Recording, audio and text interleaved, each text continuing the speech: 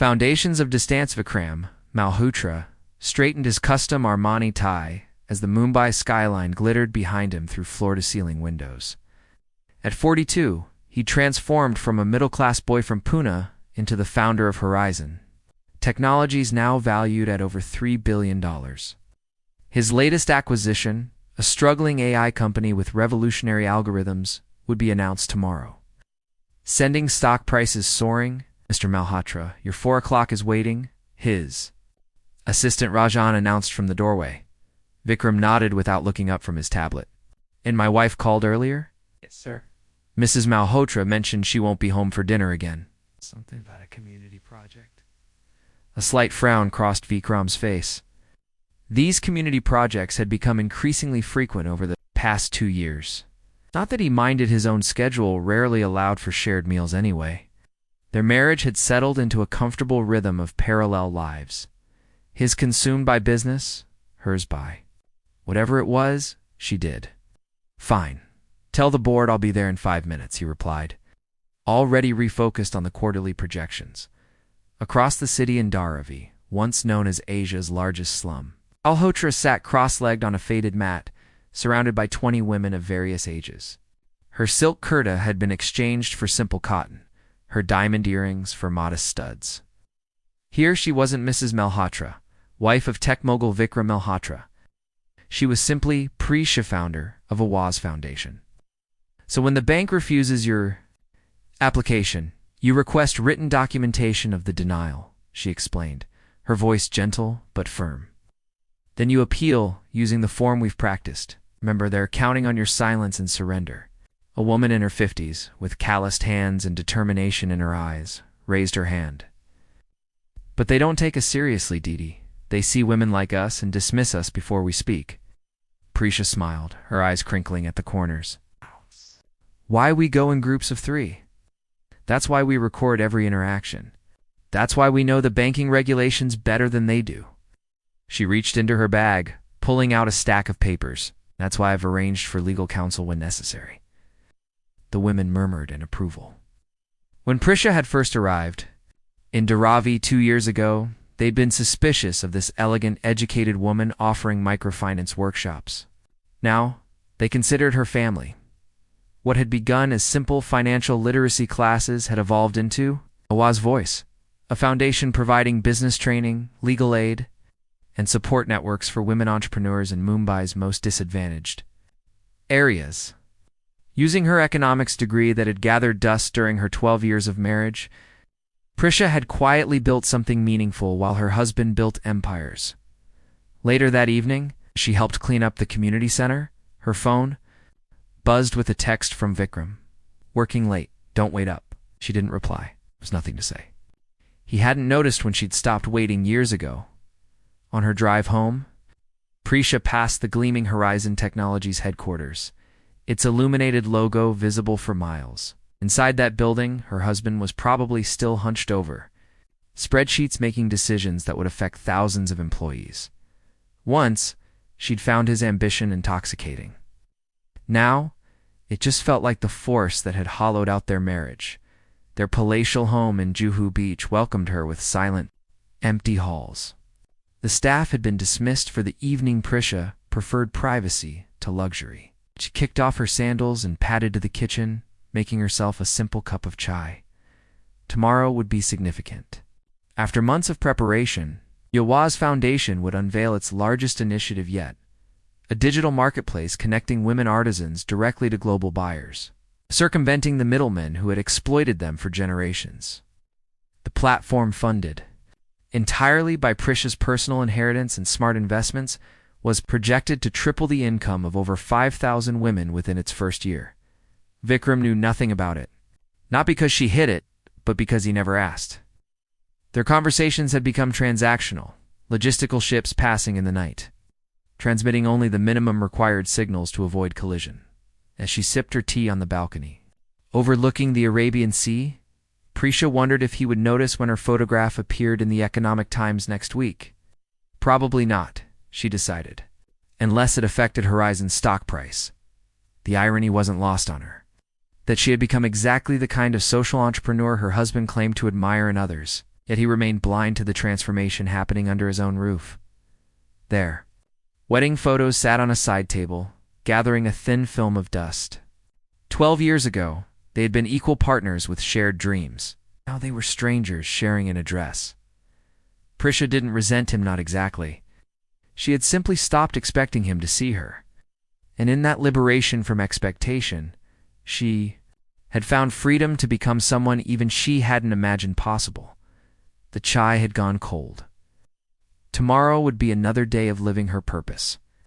Whether Vikram ever discovered who she had become remained an open question, one she had stopped asking herself long ago. Whispers in shadow, the monsoon season arrived in Mumbai with theatrical intensity, sheets of rain transforming the city into a glistening, chaotic waterworld.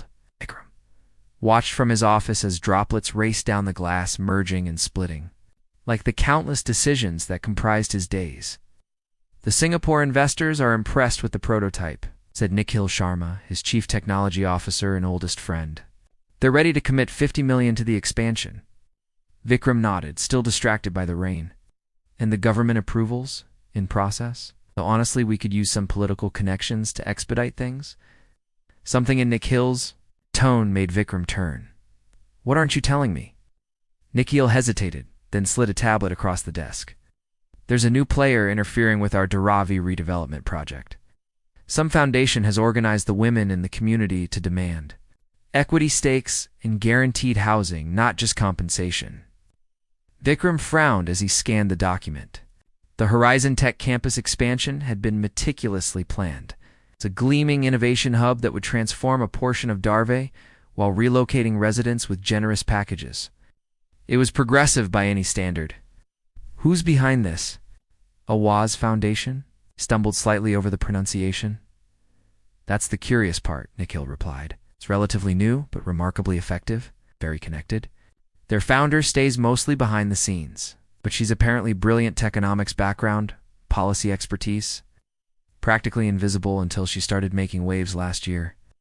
"Find out everything about them," Vikram said, his attention returning to the quarterly projections. "If we need to increase the compensation packages to move forward, fine. But we're not delaying the campus." Across the city, beneath a canopy erected against the downpour, Prisha stood before a crowd of 300 women and a handful of media representatives. The digital marketplace Sankaled was officially launching, and excitement vibrated through the gathering despite the weather. "For too long, your extraordinary craftsmanship has been undervalued," she said, her voice carrying over the drumming rain. "Middlemen have taken 70% of profits while youth creators struggle. To feed your families? Today, that changes." She gestured to the large screen where the Sankaled platform displayed artisanal textiles, jewelry and handicrafts photographed with the quality usually reserved for luxury brands. "Your products will reach buyers in New York, London, Tokyo directly. You set your prices. You control your business. You build your future."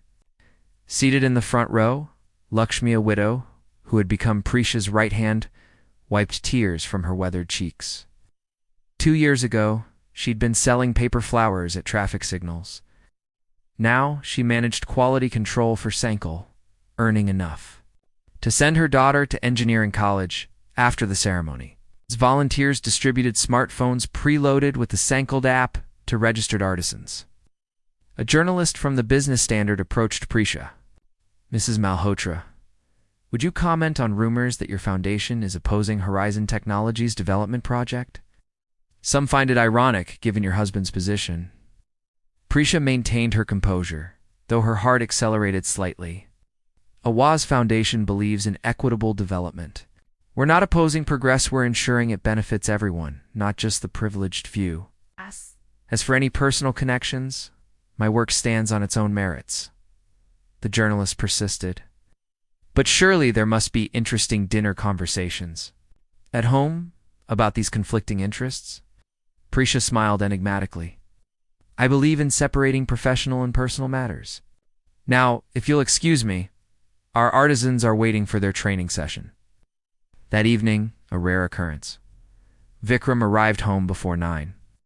Prisha was in the garden pavilion, reviewing grant proposals for Awaz's next initiative, mobile health clinics for women in underserved areas. The project would require significant funding, and she was considering using more of her inheritance, carefully invested over years, while Vikram assumed she merely maintained the household accounts. "You're home early," she observed as he loosened his tie and poured himself a scotch from the garden bar. "Thought I'd surprise you." He settled into a chair opposite her. "Been busy lately with your community work?" There was a question in his statement, the first real curiosity he'd shown in years. Prisha closed her laptop. "Yes, it's become quite engaging. What exactly do you do with these women's groups?" His tone was casual, but something in his eyes suggested this wasn't idle conversation. For a moment, Prisha considered telling him everything about Awaz, about Sankel, about the 5,000 women whose lives were transforming because she had decided to transform her own. But years of emotional distance had built walls between them. She wasn't ready to dismantle them for what might be momentary interest. Literacy programs, mainly, financial education. It gives me purpose. It's a partial truth at the beginning of the story, not its evolved reality. Vikram nodded, seeming satisfied with this benign explanation. That's good. Everyone needs something meaningful. He sipped his scotch. By the way, I'm flying to Berlin tomorrow. The European expansion needs attention. I'll be gone about 2 weeks. And just like that, the moment of potential connection evaporated. They were back to logistics, schedules, the mechanics of two lives orbiting without intersection. "I'll be busy as well," she said, reopening her laptop. "The foundation has several events planned." He noticed her use of the word foundation. Rather than community group, he didn't show it. His attention had already returned to his phone, where emails demanded responses and deals awaited closure. Later that night, as Vikram slept, Prisha stood on their balcony, watching the rain-cleansed city. Tomorrow, the Economic Times would publish a feature on Sankalp, with her photograph and a detailed profile of Awaz's work. Her phone had been vibrating all evening with congratulatory messages from board members and partners. Part of her wondered if Vikram would see it. Another part wondered if it would matter if he did. She had built something that belonged entirely to her, not as Mrs. Malhotra, but as Prisha, the woman who had reclaimed her voice. The vibration of her phone interrupted her thoughts. A message from Lakshmi. "Didi, the first international orders are coming in. The women can't believe it. You've changed everything." Prisha smiled into the night. Whatever happened with Vikram, whether he ever truly saw her or not, she had become visible to herself, as that perhaps was the most important revelation of all. Unveiling the Distinguished Impact Award ceremony was held annually at the Taj Mahal Palace Hotel, bringing together Mumbai's elite to recognize exceptional contributions to social change. Vikram Malhotra attended every year, partly for business networking, partly because Horizon Technologies provided significant sponsorship. He usually arrived late, made the required appearances, then departed early. This year was different. His friend Rohan Nair, who chaired the selection committee, had been unusually insistent on his attendance. "You'll want to be there for the entire event this time," Rohan had said cryptically. "Trust me." So Vikram found himself seated at a front table, absently adjusting his bow tie as the hotel ballroom filled with Mumbai's power players. He'd invited Prisha, of course, but she'd declined, citing a prior commitment with her community project. Her absences had become so routine that he barely registered disappointment anymore. "Ladies and gentlemen," the MC announced, "please welcome our esteemed host for tonight's ceremony, Minister of Women and Child Development, Sunita Verma." The minister approached the podium, resplendent in a midnight blue. Tonight we celebrate those who see beyond profit margins to human potential. Those who measure success not in rupees, but in lives transformed." Vikram smiled politely, mentally reviewing tomorrow's agenda. The Derive project was still encountering resistance from that stubborn foundation. Despite increased compensation offers, the organized community opposition continued, demanding structural changes to the development plan itself. Our Distinguished Impact Award recognizes an individual whose vision has created lasting change for India's most vulnerable citizens. Minister Verma continued. This year's recipient built an organization that has empowered over 12,000 women entrepreneurs, increased their average income by 300%, and created a revolutionary digital marketplace connecting artisans directly to global consumers. Something about this description nudged at Vikram's attention. He'd recently read about a similar initiative somewhere in his news feed, perhaps. Moreover, their innovative microfinance model has achieved a 98% repayment rate while providing capital to businesses traditional banks deemed too risky.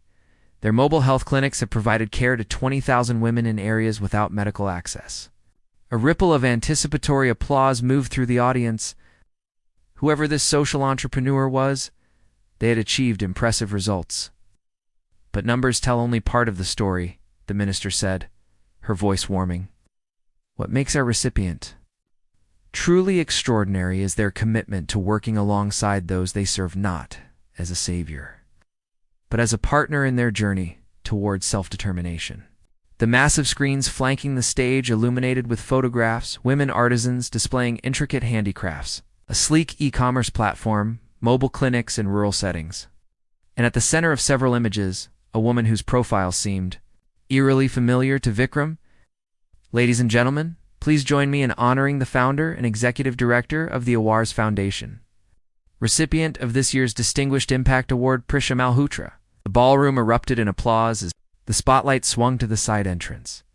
Vikram froze, certain he'd misheard. But then she appeared, walking confidently toward the stage in an elegant emerald silk sari, his wife. Yet somehow not the woman he thought he knew at all. The world seemed to tilt on its axis. Immerse Foundation, the organization blocking his Dharavi development, the community project she'd mentioned so casually for years, the foundation with the brilliant, mostly invisible founder. As Prisha accepted the Crystal Award, her composure was absolute. No trace of embarrassment or apology in her, bearing only quiet pride and genuine humility toward the women she'd helped. Recognition belongs not to me, she began, her voice clear and assured, but to the extraordinary women of Immerse who had the courage to imagine different futures for themselves. I merely provided tools, they provided the transformation. Vikram barely heard the rest of her speech. His mind raced through years of distracted conversations, of assumptions about her simple life, of his own complete failure to see what had been developing before him. How was it possible that his wife, the woman who had once been content to arrange dinner parties and manage their home, had built an organization significant enough to win this prestigious award, to challenge his company's development plans, to be featured in business publications he himself read? When women have economic power, they change not just their own circumstances, but entire communities, Prisha was saying. Immerse means voice, and our mission is to amplify voices long silenced by poverty and prejudice. As she spoke, slides displayed the foundation's work, the Sankalp marketplace connecting artisans to global buyers, literacy programs, teaching women to read contracts and protect their rights, health initiatives focused on issues traditional systems overlooked. Minister Verma stepped forward again. Mrs. Malhotra has declined to disclose this until now, but I believe it deserves recognition. She has funded much of Immerse's work through her personal inheritance, refusing corporate donations that might compromise the foundation's independence. This revelation hit Vikram like a physical blow. The modest inheritance from her father, which he'd barely paid attention to, had apparently been invested and leveraged with remarkable skill, all while he assumed she merely maintained household accounts. After the ceremony, Vikram found himself surrounded by people congratulating him on his wife's achievement. "You must be incredibly proud," they said, while he mumbled appropriate responses, feeling increasingly disoriented. Across the room, Prisha was encircled by admirers, government officials, and women in simple saris who seemed to regard her with something approaching reverence. She hadn't even known he would be attending tonight, had made no effort to warn or prepare him. The realization stung more than he expected. Finally, the crowds parted momentarily, and their eyes met across the ballroom. For a fleeting second, Vikram glimpsed something vulnerable in her expression, perhaps uncertainty about his reaction. Then her professional smile returned as she excused herself from her conversation and walked toward him. I didn't expect to see you here, she said, when she reached him, her voice neutral. Clearly, he replied, struggling to keep accusation from his tone. Awaz Foundation, the organization that's been challenging my Dharavi project, is yours. She met his gaze steadily. Though that's hardly the most significant aspect of our work. How long has this been going on? He gestured vaguely, toward the screen still displaying images of her foundation's accomplishments. 5 years, she said. Though the first 2 were mostly planning and small pilot programs, 5 years, half a decade of his wife building something remarkable, while he remained completely oblivious. The magnitude of his inattention crashed over him like a wave. Never told me, he said, aware of curious onlookers watching their interaction. He never asked, she replied simply. Then, with perfect poise, she added, we should discuss this at home, not here. I have responsibilities to attend to now. And with that, she turned away to rejoin her colleagues, leaving Vikram standing alone with the shattered pieces of everything. He thought he knew about his marriage and the woman who had once been content to live in his shadow. Reflections in broken glass, the drive home from the award ceremony stretched into an eternity of silence. Vikram gripped the steering wheel of his Maserati, knuckles white, while Prisha gazed out the passenger window. Mumbai's nightlights streaked past like comets, beautiful and distant. Were you ever going to tell me? He finally asked, his voice unnaturally controlled. Prisha turned to study his profile, the strong jaw now tense, the confident posture now rigid. Would you have heard me if I had? The question hung between them, sharper than any accusation. Vikram pulled into their driveway, killed the engine, but made no move to exit the car. I deserve more than cryptic answers, Prisha. 5 years. Years you've been building this ... empire? Fighting against my company's projects? Becoming someone I don't recognize? That's precisely the point, Vikram, she said quietly. You never recognized me to begin with. They entered their home like 2 strangers sharing an elevator proximate, but disconnected. In the living room, Vikram poured himself a large scotch, while Prisha placed her award on the mantel alongside his numerous business accolades. Why opposition to the Dharavi project specifically? He asked, the businessman in him momentarily overshadowing the husband. Do you have any idea how much that development means to Horizon? The innovation hub could transform Mumbai's tech sector. Prisha slipped off her heels, suddenly looking weary. The women of Dharavi don't need another glass tower where they can't afford to live. They need ownership. Stakes in the businesses that will occupy that space, guaranteed housing within the community they've built over generations. We're offering generous compensation. Money isn't the same as dignity, she interrupted. Or opportunity. You're thinking like a CEO, not like someone who understands what these communities actually need. The accusation stung. And you're the authority now? After spending a few hours a week there while living in this? He gestured around their luxurious home. Something flashed in Prisha's eyes, not anger, but a deep disappointment that made Vikram flinch. 3 days a week, minimum. Full workdays, often weekends. For 5 years, she shook her head. But you wouldn't know that, would you? You've been so absorbed in your own importance that you never noticed I'd built an entire life separate from yours. The truth of her words crashed through his defenses. When had he last asked about her day? Her interests? Her dreams? He couldn't remember. That article in Economic Times last month, he said slowly, a memory surfacing. About the digital marketplace connecting artisans to global buyers. That photograph, it was you in profile. I glanced at it during a meeting. Senko platform. We've generated over 30 million rupees in revenue for artisans in just the first quarter. For the first time, pride crept into her voice. Women who were earning barely subsistence wages now run growing businesses.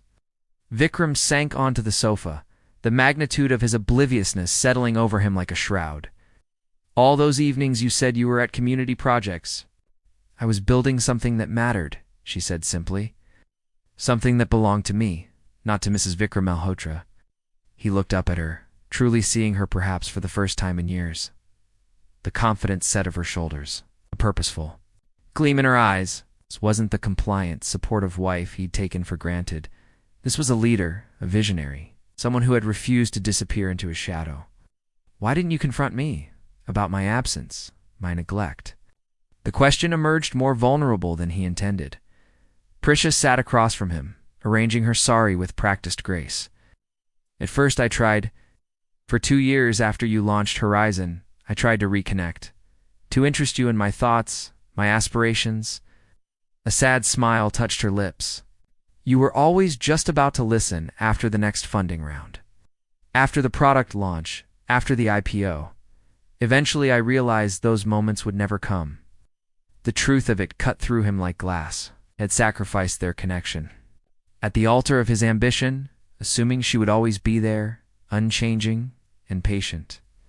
So instead of fighting for my attention, you just created this whole other life. He couldn't keep the hurt from his voice. I didn't do it to spite you, Vikram. I did it to save myself. Her eyes held steady on his. There's only so long. A person can stand at the edges of someone else's story before they need to write their own. They sat in silence as the magnitude of their mutual estrangement settled between them. Outside, the midnight sky of Mumbai sparkled with stars neither had taken time to notice in years. I built Horizon believing I was securing our future, he said finally, providing the kind of life you deserved. But you never asked what kind of life I wanted. The gentleness in her voice somehow made the observation more devastating. You assumed material comfort was enough, that I had no ambitions beyond being your supportive wife. Vikram winced at the accuracy of her assessment. And now, where does this leave us? The question hung in the air between them, heavy with the weight of a dozen years of marriage and the chasm that had grown within it.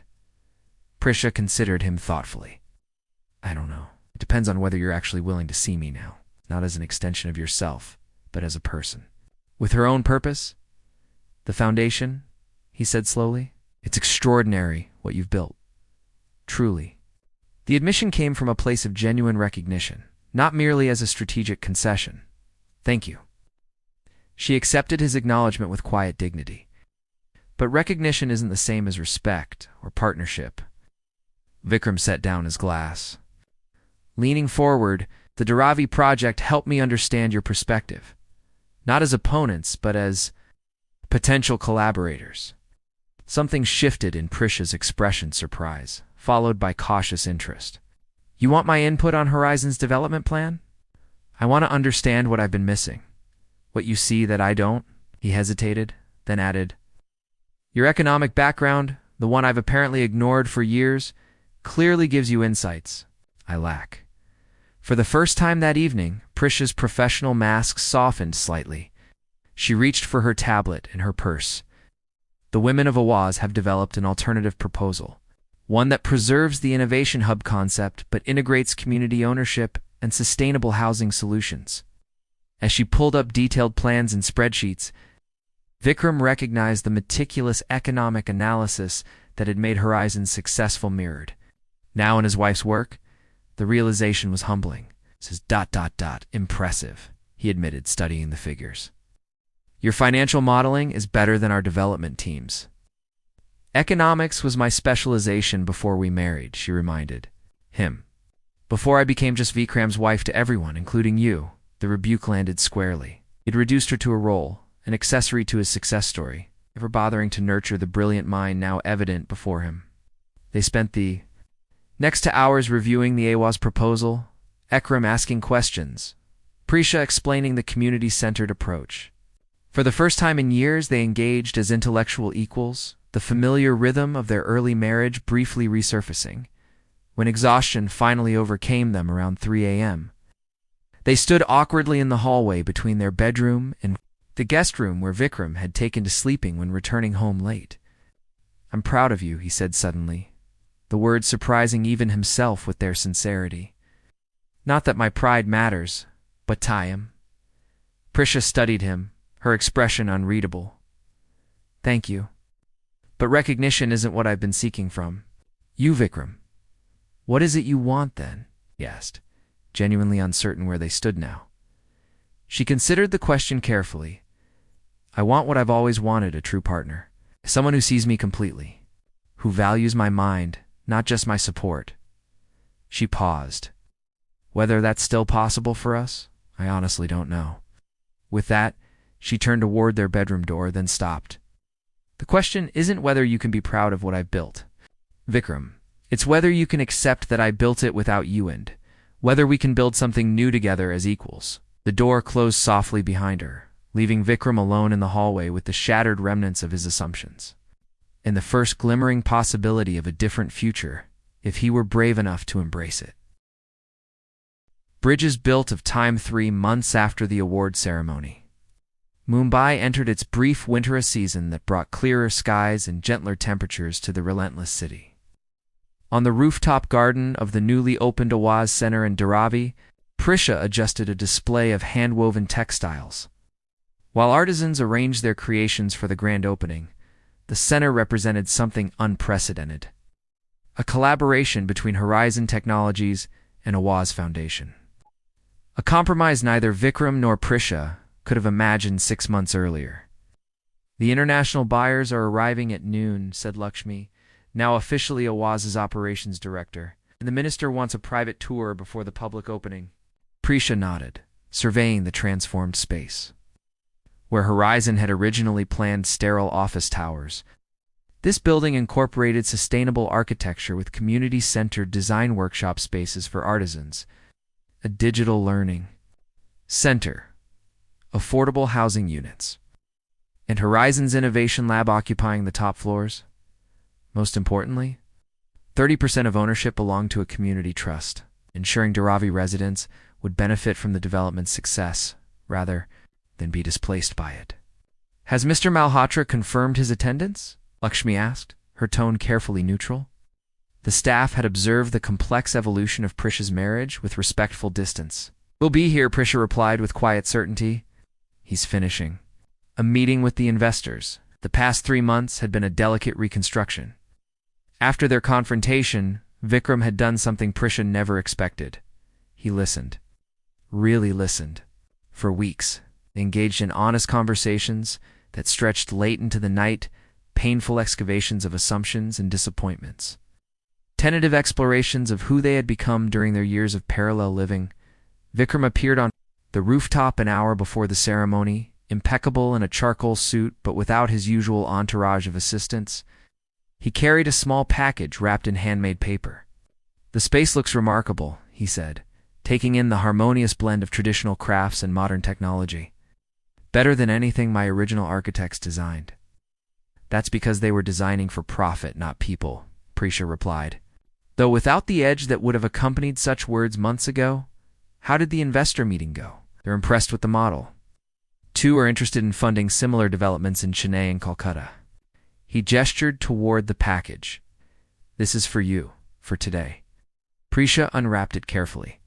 Inside lay a beautifully bound journal, its cover made from the same textiles created by Awaz artisans. She opened to the first page and found Vikram's handwriting, unexpected and strangely intimate after years of text messages and emails. For new beginnings, for equal partners. The simplicity of the message conveyed more than flowery declarations could have. Their journey toward reconciliation had been built on honesty, not grand gestures. Thank you, she said, meeting his eyes. Something had changed in his gaze over these months, the ambitious sharpness now tempered with humility, with awareness. Have something else? He said, pulling out his phone. The board approved it this morning. I wanted you to be the first to know. He showed her a press release. Horizon Technologies announces new social impact division, partners with women-led enterprises. Prisha scanned the document, surprise growing as she read. Horizon would be allocating significant resources to supporting women entrepreneurs in technology, with preferential contracting for businesses emerging from Awaz's training programs. This isn't just PR, Vikram said, watching her reaction. It's a fundamental shift in our business model. Your economic analysis was right. Community investment generates better long-term returns than extraction. You convinced the board of this? She asked, knowing how resistant his investors had been to anything that seemed to prioritize social impact over profit. I had a compelling case study, he replied, looking meaningfully around the Awaz Center, and an excellent advisor. Fragile reconnection had begun professionally, Vikram consulting Prisha on the Derivi project. Prisha allowing him into the world she'd built without him. Gradually, tentatively, the personal had followed, though not without setbacks and difficult conversations. "We should join the others," Prisha said, tucking the journal into her bag. "The ceremony starts soon." As they walked toward the main pavilion, Vikram spoke quietly. "I've been thinking about what you said about writing your own story instead of standing at the edges of mine." Prisha glanced at him, curious where this was leading. "I'd like to step back from daily operations at Horizon," he continued. "Not retirement, but a redefinition. The social impact division needs leadership, but I'm not the right person for it. I don't have the community connections or the trust." "What are you suggesting?" she asked, though she suspected she already knew. "A genuine partnership. Horizon's resources with Awaza's approach. Not a merger or acquisition, something new." He stopped walking, turning to face her directly. "More importantly, I want time. Time I've squandered for years." Before she could respond, they were interrupted by the arrival of Minister Verma and her entourage. The ceremony preparations accelerated, sweeping them into separate responsibilities. The opening itself was a triumph. Hundreds gathered to celebrate. The unprecedented collaboration, business leaders alongside community members, government officials with grassroots organizers, and Prisha and Vikram took the stage together to cut the ribbon. A symbolic current passed between them, not the rekindling of old patterns, but the tentative establishment of something new. "This center represents the future of development," Prisha told the assembled crowd. "One where profit and purpose, innovation and inclusion aren't opposing forces, but essential partners." Vikram stepped forward. "For too long, businesses operated with narrow definitions of value. Today marks Horizon's commitment to a broader vision, one that measures success not just in financial returns, but in lives transformed." As applause rose around them, Prisha recognized his words, echoes of arguments she'd made during their late-night discussions. He had been listening, after all. Later, the sunset painted Mumbai's skyline in amber and gold. They found a quiet moment on the rooftop away from the continuing celebrations. Below them, Derivi sprawled, still challenging, still complex, but now containing this seed of collaborative possibility. "Do you remember when we first married?" Vikram asked, leaning against the railing. "Before Horizon? Before Awaz? We used to talk about changing the world?" Prisha nodded, memories surfacing of early dreams shared over cheap dinners in their modest first apartment. "We had such clear vision then, for success complicated everything. I lost sight of what mattered," he admitted. "How?" "Built an empire, but sacrificed my home. And I built a sanctuary away from you instead of fighting harder for us," she acknowledged. The months of honest conversations had brought them to this place of mutual recognition, neither victim nor villain, but two people who had lost their way together. "What happens now?" he asked, the question hanging between them like a bridge. Partially constructed, Prisha considered the journal he had given her, with its promise of new beginnings. "I don't think we can go back to who we were." "I wouldn't want to," he said quietly. "Those people were untested, unfinished. The question is whether who we've become can build something meaningful together." She turned to face him fully. "Not just professionally, but personally." The evening air carried the sounds of celebration from below, laughter, music, the hum of community, a foundation of something authentic. "I'd like to try," Vikram said simply. "Not as CEO and supportive wife. Not as two strangers sharing an address, but as equals bringing different strengths to the same vision." Prisha didn't answer immediately. Trust, once broken, couldn't be restored through words alone. These past months had shown promise, but the journey ahead remained uncertain. "One day at a time," she said finally, reaching for his hand, with eyes wide open. As darkness settled over Mumbai, they remained side by side on the rooftop, neither rushing to fill the silence. The city stretched before them, chaotic, resilient, full of contradictions and possibilities, much like their marriage. Below, Lakshmi approached with news that investors were asking for them, but hesitated when she saw their joined hands against the twilight sky. "Tell them we'll be down shortly," Prisha called, not moving just yet. In the gathering darkness, Vikram's phone remained untouched in his pocket despite its persistent vibration. For perhaps the first time in their married life, he was fully present. The urgent business of Horizon temporarily set aside. "I've been thinking," he said, "about taking that trip to Kerala we always discussed. Not for business, just ... to remember who we are outside of all this." The suggestion, so ordinary for most couples, so extraordinary for them, hung in the air between them. Small step on a long road of rediscovery. "I'd like that," Prisha replied, surprising herself with how much she meant it. They descended, together to rejoin the celebration, moving not as two separate individuals, but with the tentative synchronicity of people finding a new rhythm together. Not the passionate cadence of their early marriage, nor the disconnected silence of recent years, but something more measured, more conscious, a deliberate choice made each day to see and be seen. The Awa Center stood as physical testimony to what might be possible, two distinct visions woven into something stronger than either could have created alone. Whether their marriage could achieve the same transformation remained to be written. One day at a time, in the journal of their shared future, as they reached the main hall, Vikram paused. "I'm proud of who you've become, Prisha. It's not because of me, but despite my neglect. And I'm curious about who we might become together," she replied, "now that we're both fully awake." It wasn't forgiveness exactly, nor reconciliation complete. But it was honest, it was real, and in a world built on appearances and expectations, perhaps that reality was the most revolutionary beginning of all.